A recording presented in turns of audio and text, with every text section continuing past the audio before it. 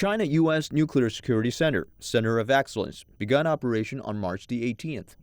It's a compound with labs, exhibition areas, classrooms, and test sites. The facility is used to conduct the research and train staff from China and other Asian nations on issues such as the security of hazardous nuclear materials and protection of reactors from attacks. It is the largest nuclear program financed by both the Chinese and U.S. governments. It is also the largest nuclear security center in the Asia-Pacific region. U.S. Energy Security Ernest Moniz attended the opening ceremony in Beijing. Most recently, we opened a Nuclear Security Center of Excellence. Our Secretary of Energy, Secretary Moniz, was in China last week to celebrate the opening of that Center of Excellence.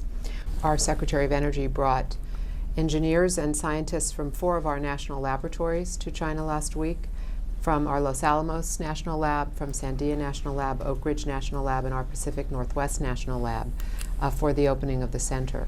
And we will be collaborating with our Chinese partners to identify the best opportunities for strengthening nuclear security going forward. The center can train some 2,000 people per year.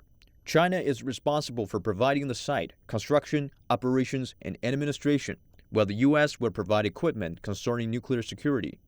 The center came after 20 rounds of negotiations since leaders from China and the U.S. proposed its establishment during the nuclear summit in 2010. But this has been a really strong effort in terms of strengthening nuclear security, in terms of particularly now at this what we call this transition summit, where we are looking at how do we capture the successes from this summit and make sure that they transition to after the summit into the future and maintain all of the great work that's been accomplished to date. So by having this Center of Excellence established by China is a way in which we can help. It helps us to feel confident that that China and other countries in the region will continue to strengthen the efforts to secure nuclear material in the future, and of course, importantly, train the people who are very important: the scientists, the technicians, engineers, and everyone else who play a role in nuclear security. The center serves as an example of nuclear security cooperation, not just for China and the U.S., but also for the entire Asia-Pacific. Yang Zhao, CCTV.